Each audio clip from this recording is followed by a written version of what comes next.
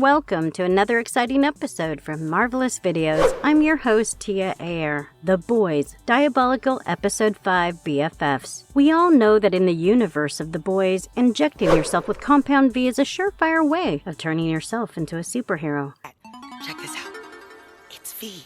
Compound V. But what happens when you drink Compound V? This is what BFFs, the 5th episode of the first season of The Boys Presents Diabolical, deals with. Awkwafina plays the role of a little girl who owns and befriends a sentient Compound V poop in this episode. Hand over the turd.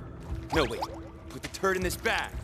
No. What more could we ask for from an animated story? Maybe you're the type of person who is fundamentally repulsed by sentient feces, but if you can stomach the idea of talking turds, you'll feel perfectly alright watching this episode. Pokemon inspired its animation style. This episode may actually be occurring after the sequence of events that transpired during Season 2, as the Deep once states that he wants to get Vought International to reinstate him in the 7. It's been available on Amazon Prime starting March 4th, 2022. Before we go into our explanation, we have a very small request. If you like our content, please support us by subscribing to our channel. This is a small click for you, but for us, it means a lot. Thank you. Let's begin. How? On the count of 7, you need to push. Why 7? 1, 7!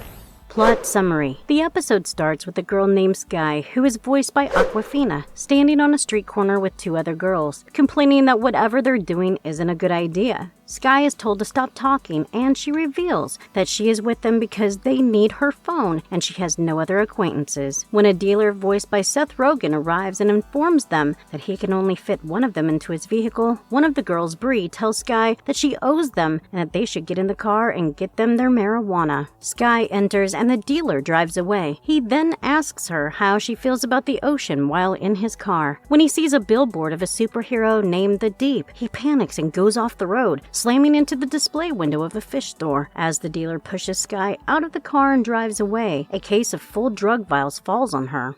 They'll tell him everything. Sky returns to find out that the 2 girls, Bree and Tiffany, have vanished. She hunts them down at their apartment and they all smoke marijuana. Sky, still holding on to the vial she obtained from her fall, she attempts to inform them about the vial, to which they advise her to take a dump in the backyard if she has to. Sky shows them the vial and tells them that it contains Compound V. They scoff at her claim and insist to her on smoking the joint that they had just prepared. Sky does so and immediately gags. Sky later returns to her room. She assumes that the liquid in the vial isn't V, but consumes it nonetheless. She nods off in her bed as no powers materialize. She goes to the restroom the following day and poops, and a voice in her tummy instructs her to push. She farts and discovers an animated turd on the floor. Sky sees that the excrement has a marble for an eye that she ate as a child, and which never came out. She cries out in surprise. The turd knows everything that Sky knows, and they believe they are linked. Junior high school. Rachel Wiener's Mexican-themed bat mitzvah.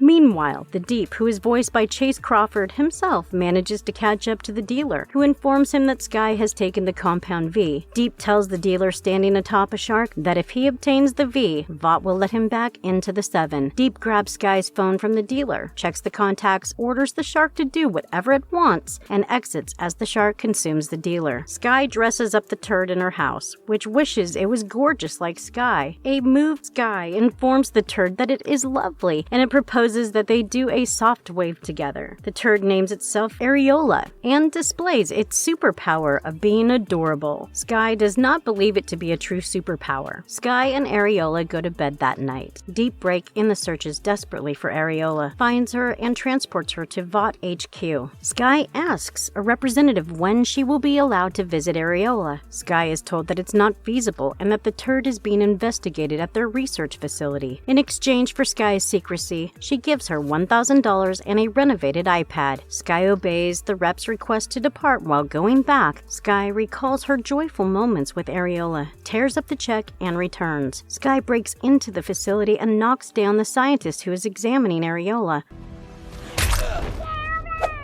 Areola! The girl locates the restroom, prepares to flush Areola down the toilet, and assures the Turd that she will find it soon again. A guard kicks Sky out while she sits on the toilet. Sky enters the neighboring sewer and discovers Areola via their link. She rescues Areola from a pipe and tells her friend that, of course, she'd come. That's what friends do. Deep discovers them and remarks that Sky cuddling Areola is disgusting. He orders Sky to hand over Areola, but Sky refuses. Areola assures Sky that she has always been powerful. Sky is quick to realize what her true superpower is. She can control turds. She calls out all the turds in the sewer to attack Deep. Deep abandons his goals and flees, overcome with revulsion after being hit in the face. As Deep runs, Sky and the turds celebrate their triumph. Sky returns to her everyday life, but with a whole new superpower. Later at Sky's school, Bree and Tiffany come up and ask her for her debit card. She tells them that she has commitments with her friends, and the two girls drive away. Sky then returns to her bedroom where Areola and the other turds are waiting for her. This actually can't be happening. How'd I get here? Who am I?